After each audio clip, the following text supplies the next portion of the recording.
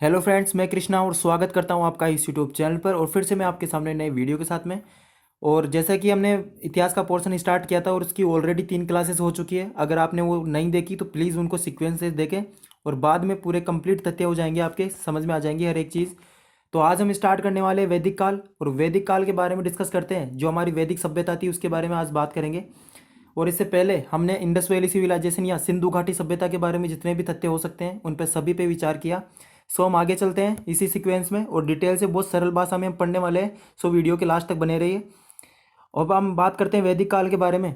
तो वैदिक काल का जो समय है वो 1500 बीसी से 600 बीसी, 1500 ईसा पूर्व से 600 ईसा पूर्व, ये घटता हुआ क्रम चलेगा। ईसा मसीह के जन्म के पहले की घटना है। मैंने फर्स्ट क्लास में ये बताया था आपको, और टाइम सीक्वेंसिंग के बारे में बताया था। और अभी जो कैलेंडर चल रहा है वो ग्रिगोरियन कैलेंडर चल रहा है, और वो स्टार्ट होता है ईसा मसीह के जन्म के बाद से। तो ईसा मसीह के जन्म के 1500 साल पहले विकसित हुई थी कौन सी वैदिक सभ्यता, या वैदिक काल हम बोलेंगे, जो जहाँ हम भारत में एंट्री हुई थी किनकी, आर्यंस की। तो बात करते हैं 1500 बीसी से लेकर, ये टाइम है पूरा इसका 1500 बीसी से 1500 ईसा पूर्व से 600 ईसा पूर्व। और इसको डिवाइड कर दिया गया दो पार्ट्स में। और दो पार्ट में इसलिए इसको बांटा गया, क्योंकि दो भाग में इसलिए बांटा क्योंकि पहला भाग कौन सा है, ऋग्वैदिक काल। ऋग्वैदिक काल हम पढ़ेंगे और ऋग्वैदिक काल के बारे में जानेंगे, क्योंकि ऋग्वेद जो हमारा सबसे प्राचीनतम वेद माना जाता है, उसको बनने में ही कितना टाइम लग गया, 500 साल का टाइम लग गया। कितना टाइम लगा, 500 साल का टाइम। इसलिए ये बहुत ज़्यादा लंबा पीरियड था। इसलिए हम पहले पढ़ेंगे ऋग्वेद के बारे में। तो ऋग्वैदिक काल के बारे में पढ़ेंगे पहले। वो रहेगा टाइम उसका 1500 बीसी से 1000 बीसी, या 1500 ईसा पूर्व से 1000 ईसा पूर्व। 500 का हो गया ना ये टाइम। और उसके बाद में हम पहुंच जाएंगे किसमें, उत्तर वैदिक काल में, जब हमारे जो बाकी जो 4 वेद हुए उनके बारे में डिस्कस करेंगे, और जो उपनिषद थे उनके बारे में डिस्कस करेंगे। और ये किनके समक्ष आएंगे, ये वैदिक सभ्यता के अंदर ही आएंगे। और हम बात करते हैं अब, चलो सीक्वेंस से वैदिक सभ्यता के बारे में। ये छोटा सा एक रिव्यू दिया मैंने आपको, और इसको ऐसे ही सीक्वेंस से अगर आप कॉपी में उतारोगे तो बहुत अच्छा तरीका है याद करने का। सो लेट्स स्टार्ट करते हैं और नेक्स्ट स्लाइड में चलते हैं हम। अब हम बात करते हैं वैदिक सभ्यता के बारे में।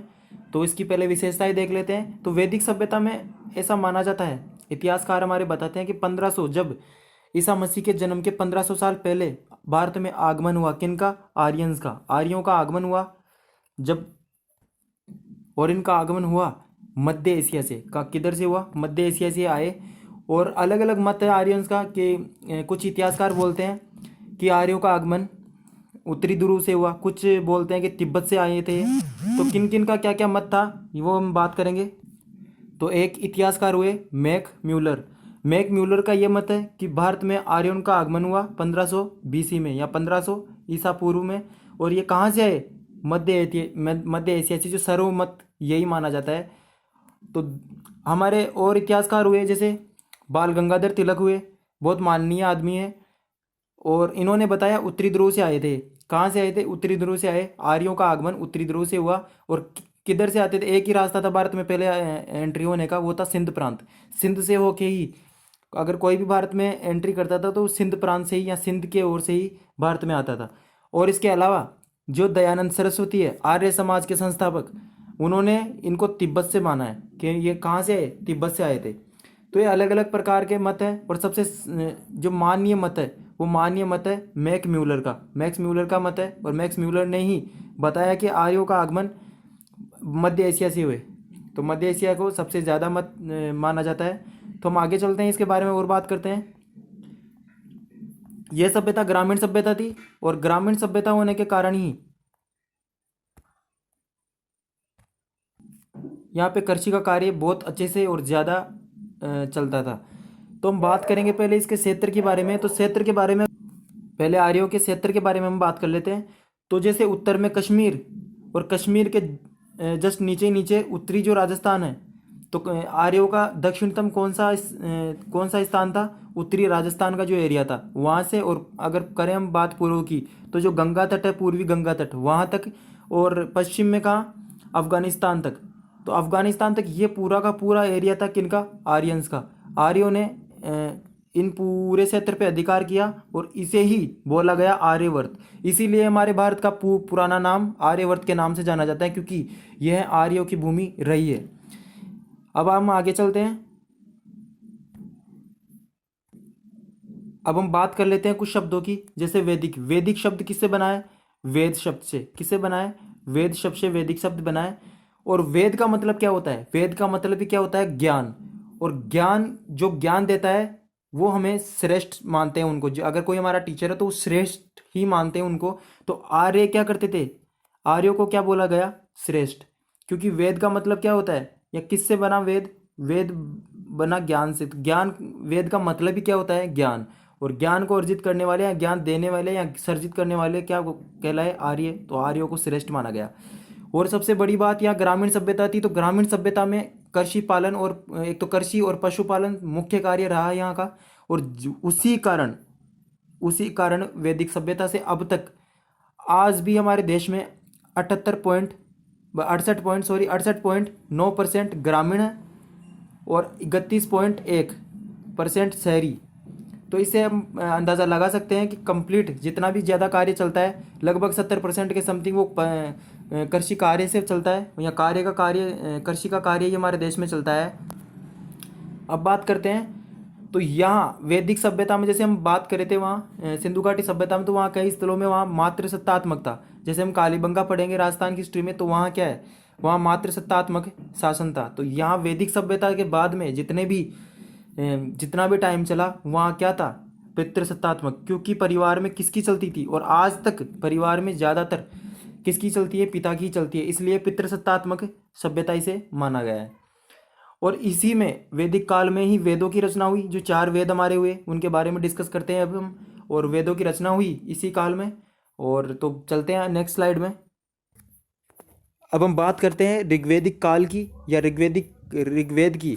तो ऋग्वैदिक काल में ही ऋग्वेद का निर्माण हुआ। और उसका टाइम अगर हम देखें या काल हम देखें, तो 1500 बीसी से 1000 बीसी तक, या 1500 ईसा मसीह के जन्म के 1500 साल पहले से 1000 बीसी, या ईसा मसीह के 1000 वर्ष पहले। तो कितना टाइम हो गया? 500। ये 500 वर्ष लग गए किसको? ऋग्वेद की रचना करने में। तो ये 500 वर्षों का टाइम ही ऋग्वैदिक काल कहलाता है। और हम बात करें ऋग्वेद के बारे में, तो हमारे जैसे धार्मिक मान्यताओं के अनुसार, या हम बात करें इतिहास के अनुसार, तो इतिहास के अनुसार कितने युग हुए हैं? पाषाण युग, ताम्र युग, कांस्य युग या लौह युग। और अगर हम धार्मिक मान्यताओं के अनुसार बात करें, तो जैसे सतयुग, त्रेता युग या द्वापर युग और कलयुग। तो इसी के अनुसार धार्मिक मान्यताओं के अनुसार बताया गया है कि वेद प्रकट हुए हैं, ना कि इनकी रचना नहीं की गई है। इतने महान ग्रंथ है कि इनकी रचना कोई कर ही नहीं सकता। और धार्मिक मान्यताओं के अनुसार ही बताया गया है कि वेदों की ओनली रचना हुई है, इनकी रचना नहीं, ये प्रकट हुए हैं, ये धाता से प्रकट हुए हैं, इनकी रचना नहीं हुई है। जब देवताओं और असुरों के बीच सार मंथन हुआ था, आपको पता होगा कि देवताओं और असुरों के बीच सार मंथन हुआ था। तो सागर मंथन से ही 4 वेद प्रकट हुए। और इनको धार्मिक मान्यताओं के अनुसार ही इन सारे के सारे या चारों वेदों को, जो हमारे ब्रह्मा जी थे, ब्रह्मा जी की वाणी को ही वेद कहा जाता है। किनको कहा जाता है? ब्रह्मा जी की वाणी को ही वेद कहा जाता है। लेकिन हमारे इतिहासकारों ने हमें बताया, इतिहासकार क्या मानते हैं कि ऋग्वेद का निर्माण या ऋग्वेद की रचना की गई है। और वो रचना 1500 बीसी से 1000 बीसी के मध्य की गई है, जो 500 सालों के बीच में इसको निर्माण करने में 500 साल लग गए। और सबसे बढ़िया बात उन्होंने बताई, क्योंकि इसके साक्ष्य भी मिलते हैं हमें। हम पहले बात करते हैं, सबसे प्राचीनतम वेद है ये ऋग्वेद ही, क्योंकि इतना टाइम लग गया इसको बनाने में 500 साल। तो बहुत बड़ा एक ग्रंथ है ऋग्वेद। और ऋग्वेद सबसे प्राचीनतम वेद हमारा। सबसे आपसे पूछे कि सारे वेदों में से, सारे के सारे वेदों में से अगर प्राचीनतम वेद पूछा जाता है, तो प्राचीनतम वेद कौन सा है? ऋग्वेद है। और आगे हम बात करते हैं,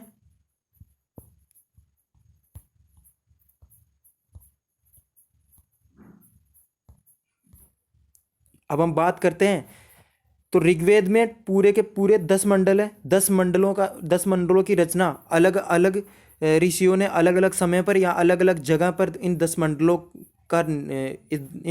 की रचना की। और इन्हीं 10 मंडलों को उत्तर वैदिक काल में इनका संकलन किया गया। और इनका संकलन करके या इनको असेंबल करके एक जगह पिरो दिया गया। उसको क्या बोला गया? ऋग्वेद बोला गया, पूरे के पूरे ग्रंथ को। और ये काम किसने किया? ये वेद व्यास जी द्वारा ये कार्य किया गया। और मैं एक बार फिर से बोलता हूँ इसको कि 10 मंडल इसमें हुए और 10 मंडलों को अलग अलग ऋषियों ने अलग अलग समय पर अलग अलग जगहों पर इनकी रचना की, और इन्हीं अलग अलग रचना को ही एक जगह पिरोया गया और एक जगह इनका संकलन किया गया, एक जगह इनको असेंबल कर दिया गया। और ये असेंबल किया कब? उत्तर वैदिक काल में। और उत्तर वैदिक काल में ही किसने किया? वेद व्यास जी द्वारा यह कार्य किया गया। और हम बात करते हैं आगे। अगर हमसे पूछा जाता है कि ऋग्वेद में सबसे पुराने मंडल कौन से हैं, तो हमें पता होना चाहिए सबसे पुराने मंडल 2 से 7 मंडल, 2 से 3 4 5 6 7, ये पूरे के पूरे कितने? ये पुराने मंडल है, पुराने। तो मैं और इसी संदर्भ में पूछे कि सबसे नवीनतम मंडल कौन से हैं। सबसे नवीन या सबसे नए मंडल है 1 और 10वां, ये 2 मंडल ऐसे हैं जो सबसे नवीन है या सबसे बाद में निर्मित किए गए, सबसे बाद में इनकी रचना हुई। और थोड़ा आगे चलते हैं, और क्या इंपॉर्टेंट हो सकता है यहाँ से? और इंपॉर्टेंट हो सकता है इसका थर्ड मंडल बहुत ज़्यादा, जो तीसरा मंडल है ये ज़्यादा इंपॉर्टेंस रखता है, क्योंकि इसकी रचना किसने की? पहले पूछा जाएगा कि तीसरे मंडल की रचना किसने की? ऋषि विश्वामित्र ने। किसने की? ऋषि विश्वामित्र ने। ऋषि विश्वामित्र ने रचना की तीसरे मंडल की, और इसमें रचना की गई गायत्री मंत्र की, और गायत्री मंत्र की रचना की गई। और गायत्री मंत्र हमसे पूछा जाए कि गायत्री मंत्र का उल्लेख या कहाँ से हमने गायत्री मंत्र लिया, तो ऋग्वेद के तीसरे मंडल से हमने क्या लिया? गायत्री मंत्र लिया। और गायत्री मंत्र पूछा जाए कि किसको समर्पित है, तो सावित्री को समर्पित है। सावित्री एक ऐसी स्त्री या ऐसी एक महिला हुई, सतयुग की ही एक महिला हुई सावित्री। अब इसको क्यों समर्पित है? क्योंकि यह एकमात्र ऐसी महिला हुई पूरे ब्रह्मांड में जो अपने एक बार जब सावित्री के पति को जब यमराज जी लेके जा रहे थे प्राण हर के, तो ये सावित्री बोला जाता है या माना जाता है कि सावित्री ने यमलोक जाकर यमराज जी से लड़ाई करके अपने पति को वापस धरती पे ले आया था। और ये बात कब की है? सतयुग की, ऐसा माना जाता है या ऐसा लिखा गया है हमारे धार्मिक ग्रंथों में।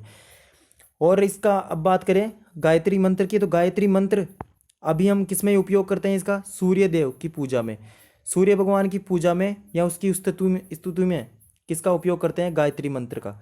तो आगे चलते हैं थोड़ा हम। 10वां मंडल क्यों इंपॉर्टेंट है? इसकी रचना कब हुई या किसने की रचना इसकी? ऋषि महासुक्तिय ने इसकी रचना की। और इसमें इन्होंने बताया कि मनुष्य के 4 वर्ण होते हैं, या और हम जानते हैं कि सृष्टि का या ब्रह्मांड का रचयिता ही किसे बोलते हैं? ब्रह्मा जी को। तो ब्रह्मा जी ने ही मनुष्य के 4 वर्ण बनाए, और इसकी जानकारी कहाँ से मिलती है हमें? ऋग्वेद के 10वें मंडल से। तो ऋग्वेद के 10वें मंडल में यह है कि मनुष्य के 4 वर्ण जो ब्रह्मा जी ने 4 वर्ण बनाए अपने शरीर से, तो ब्राह्मण, क्षत्रिय, वैश्य और शूद्र, जो ब्रह्मा जी के सर से निर्मित हुआ उनको ब्राह्मण बोले, और जो ब्रह्मा जी के भुजाओं से निर्मित थे उसे क्षत्रिय बोले, और जो ब्रह्मा जी के पेट से रचित थे वो उनको वैश्य बोले, और जो ब्रह्मा जी के चरणों से रचित थे उनको शूद्र बोला गया। जो ब्राह्मण होगा उनको बोला गया कि अगर एक भी वेद को अगर किसी को एक भी वेद का अगर जानकारी है, अगर एक भी वेद का ज्ञान है, तो वो ब्राह्मण कहलाएगा। और 2 वेदों की जानकारी हो द्विवेद। और बताया गया कि जो भी पूजा पाठ करेंगे और जो वेदों का ज्ञान रखेंगे वो ब्राह्मण रहेंगे, और जो भी दूसरों की सहायता करेंगे, लड़ने में समक्ष रहेंगे, वो क्षत्रिय होंगे। और जो वैश्य, जो व्यापार करेंगे, जो समाज की इकोनॉमी को बनाए रखेंगे, वो वैश्य कहलाए। और जो इन तीनों की सेवा करेंगे, इन तीनों की सेवा करेंगे, वो कहलाए शूद्र। तो ये व्यवस्था ज़्यादा दिनों तक या ज़्यादा समय तक टिक नहीं सकी, और इन्हीं का एक निवारण हुआ, और ये व्यवस्था ज़्यादा दिनों तक नहीं चल पाई। और हम पहुंच गए किसमें? 600 BC में। तो 600 BC में हमने किसका आविष्कार कर लिया? लोहे का आविष्कार कर लिया। तो लोहे का आविष्कार करते ही जो इक्विपमेंट्स है, जो कृषि के सामान थे, वो टोटल किसमें बन गए? लोहे में। और यह नियम बना दिया गया कि अब जो जैसा काम करेगा उसका वैसा ही वर्ण रहेगा। ये चलती थी पहले व्यवस्था कि जो पूजा पाठ करेगा वो ब्राह्मण, जो लड़ेगा वो क्षत्रिय, और जो व्यापार करेगा वो वैश्य, और जो इनकी सेवा करेगा या कृषि करेगा, कृषि और इनकी सेवा करेगा वो शूद्र।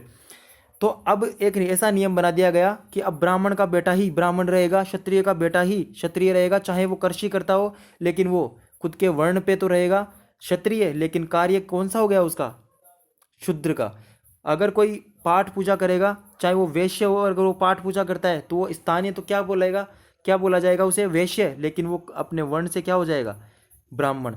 तो ये वो एक व्यवस्था स्टार्ट कर दी गई और चेंज हो गया 620 में आते ही सब कुछ अलग हो गया। और इतनी कैटेगरीज बनने के बाद में ब्राह्मण अलग चलने लगा, क्षत्रिय अलग हो गए, वैश्य अलग हो गए, शूद्र अलग हो गए, इनमें कट्टरता स्टार्ट हो गई। और ये सबसे बड़ी कमी थी हमारे भारत की, और हमारे भारत में इतनी कट्टरता फैल चुकी थी उसी टाइम में, क्योंकि इसमें भेदभाव बहुत ज़्यादा होने लगा। और यही इसी का फ़ायदा जो हमारे आगे पढ़ेंगे हम, जो अटैक करते हैं, आक्रमण करते हैं भारत पे आके, वो सफल होते हैं। उनके क्या कारण था उनका सफल होने का, क्योंकि हमारे यहाँ कैटेगरीज बन चुकी थी समाज में, अलग अलग व्यक्ति या हर अलग अलग कैटेगरीज या धर्म के व्यक्ति पनप चुके थे, जिससे कि जो बाहर के आक्रमणकारी होते थे उनको सफल प्रशिक्षण मिल जाता था, कहाँ, भारत के अंदर।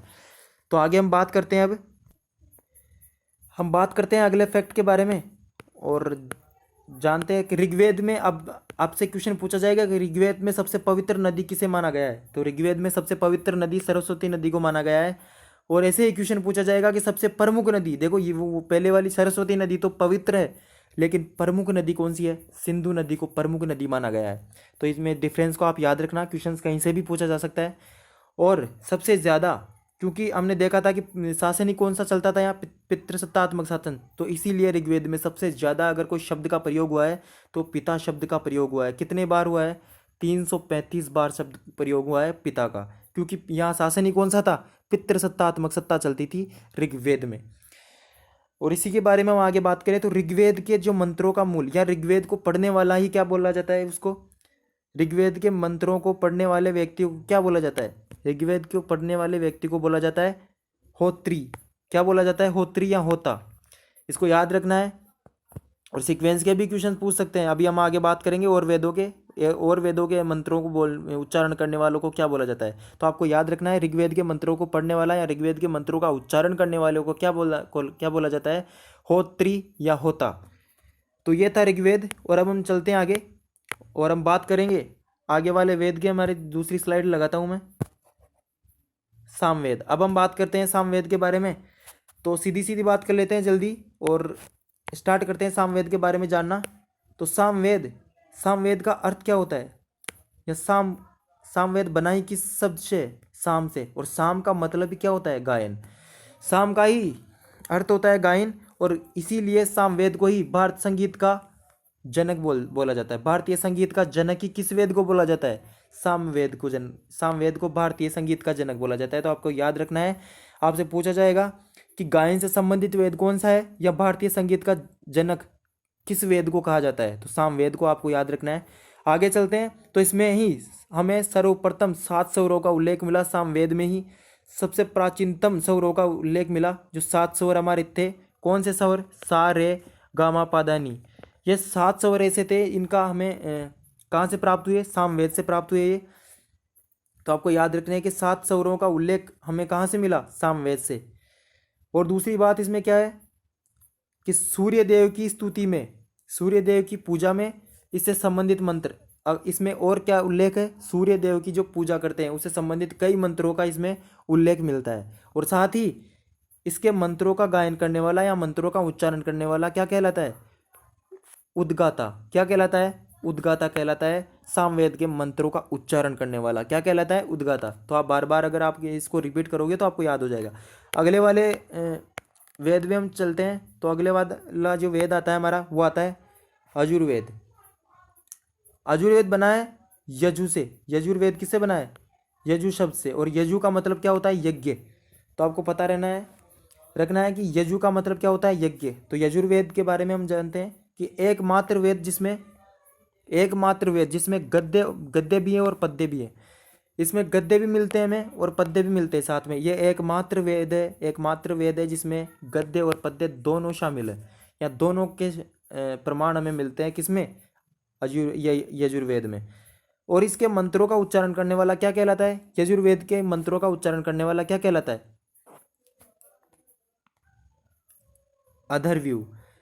मंत्रों का उच्चारण करने वाला अथर्वयु कहलाता है। किसके मंत्रों का? यजुर्वेद के मंत्रों का उच्चारण करने वाला अथर्वयु कहलाता है। अब हम बात करते हैं आगे अथर्ववेद की। तो अथर्ववेद की बात करते हैं तो इसमें दो फैक्ट बनते हैं हमारे।